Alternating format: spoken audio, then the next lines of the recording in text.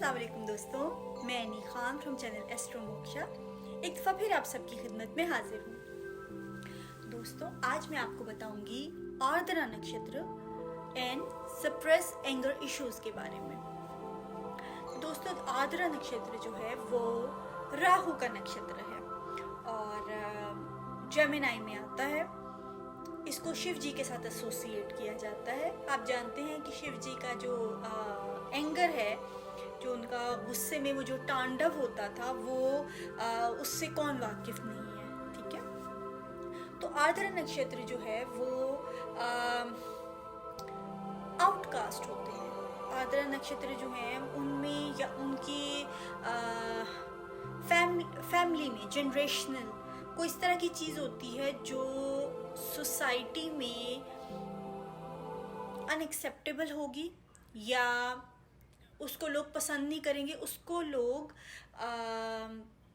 Escape गोट बनाएंगे या उसको आउटकास्ट समझा जाएगा। तो इनको आर्द्रा को लोगों में घुलने मिलने में भी इसी वजह से प्रॉब्लम होती है।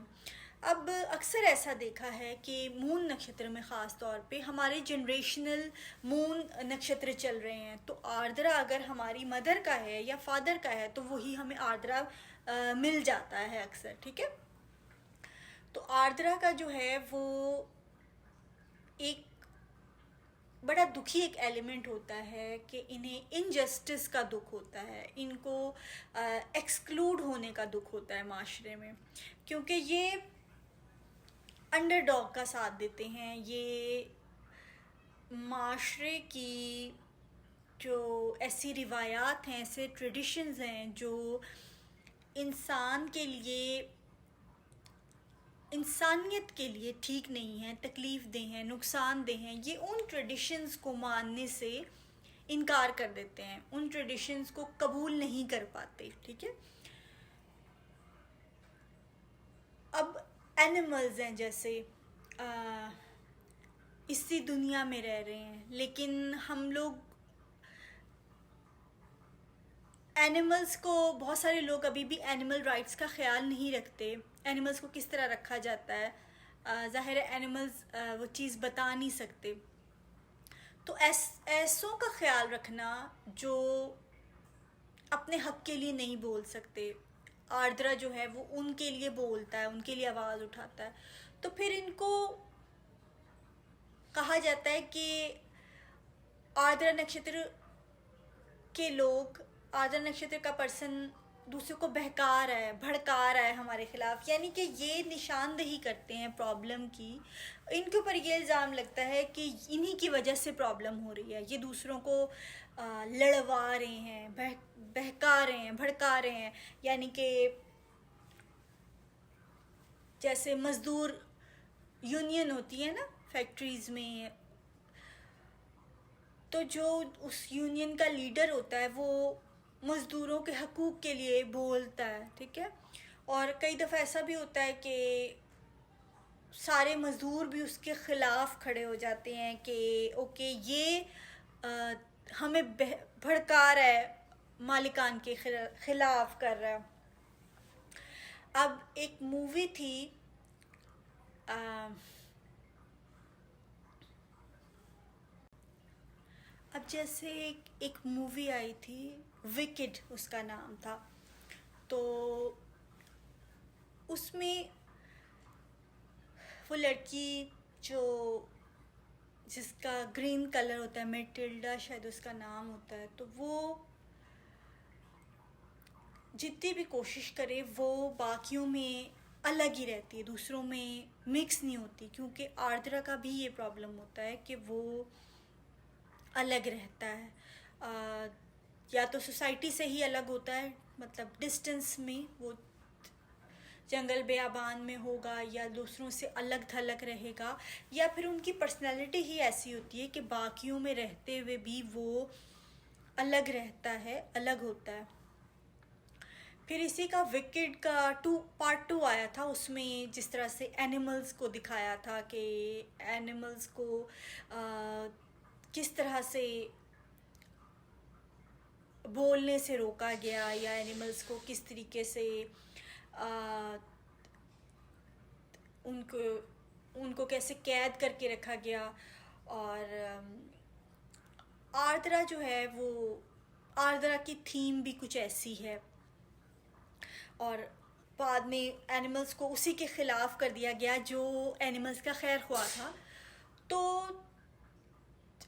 जो आर्द्रा है ना, उसको इस इनजस्टिस का दुख रहता है कि उसके ख़िलाफ़ वो लोग हो गए जिनका वो खैर ख्वाह था, उनके लिए अच्छा करना चाहता था, लेकिन उसको सब लोग उसके ही ख़िलाफ़ हो गए। तो ये चीज़ होती है, आर्द्रा को इनजस्टिस का दुख होता है, एक्सक्लूजन का दुख होता है, उनके शदीद दुख रहता है अंदर। और कहते हैं ना कि जब दुख भरा रहे ना अंदर, तो वो किसी टाइम पे एंगर बन के निकलता है। तो आर्द्रा की जो एंगर है, आर्द्रा इज स्टॉर्म, वो तूफान है और आंसू है। आर्द्रा जो टीयर ड्रॉप है वो है आर्द्रा। तो ये लोग बहुत, इनके अंदर बहुत ज़्यादा डीप सैडनेस और सप्रेस एंगर होता है इनजस्टिस का। इनको दुख होता है किसी चीज़ का, इनको एक्सक्लूजन का दुख होता है।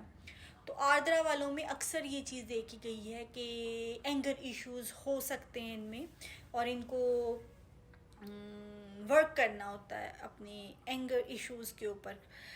ये भी डिपेंड करता है कि मार्स हेल्थी है कि नहीं। यानी अगर तो मार्स भी बैठा हुआ है कैंसर में या लीब्रा में, तो फिर तो डेफिनेटली एंगर इश्यूज होंगे, सप्रेस एंगर के।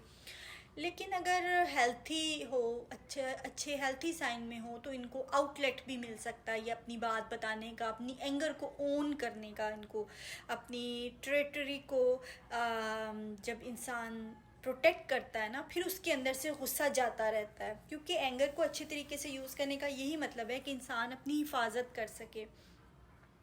तो आर्द्रा की टेरिटरी को भी जो है वो अब्यूज़ किया जाता है, या टेरिटरी का ख्याल नहीं किया जाता। जैसे जंगल बेआबान है, तो लोग जाके जंगलों में दरख्तों को काटते हैं बेदरेग, या एनिमल्स को अब्यूज़ करते हैं, और ये सारी चीज़ें आर्द्रा की थीम में आती हैं। तो इनको अपने जो आर्द्रा में प्लैनेट कौन सा है वो देखना भी ज़रूरी है, ठीक है। तो कभी ना कभी इनको लाइफ में अपनी एंगर को, एंगर इश्यूज़ पे वर्क करना पड़ता है। एंगर को ओन करने के बाद ये पॉसिबल होता है कि उसको हील कर सकें, तो फिर इनके लिए अच्छा रहता है। वरना सप्रेस एंगर जो है वो इनकी लाइफ में कभी ना कभी ज़ाहिर होती है, और बड़ी गलत तरीके से इनका जो है वो एंगर आउटबर्स्ट होता है, और तकलीफ़ दह चीज़ होती है वो। और किसी अपनों पे ही एंगर की ज़ाहिर होती है। जो बाहर सारी दुनिया की एंगर जमा होती है, वो किसी अपनों के ऊपर ही, अपने पे ही वो एंगर सब ज़ाहिर होती है। इनकी हाई ब्लड प्रेशर का या इस तरह का इशू फिर हो सकता है एंगर रखने से। तो इस पर वर्क करना बहुत ज़्यादा ज़रूरी है। तो चलिए ठीक है दोस्तों, नेक्स्ट इसी टॉपिक के साथ आपकी खिदमत में हाजिर होंगी। तब तक के लिए अल्लाह।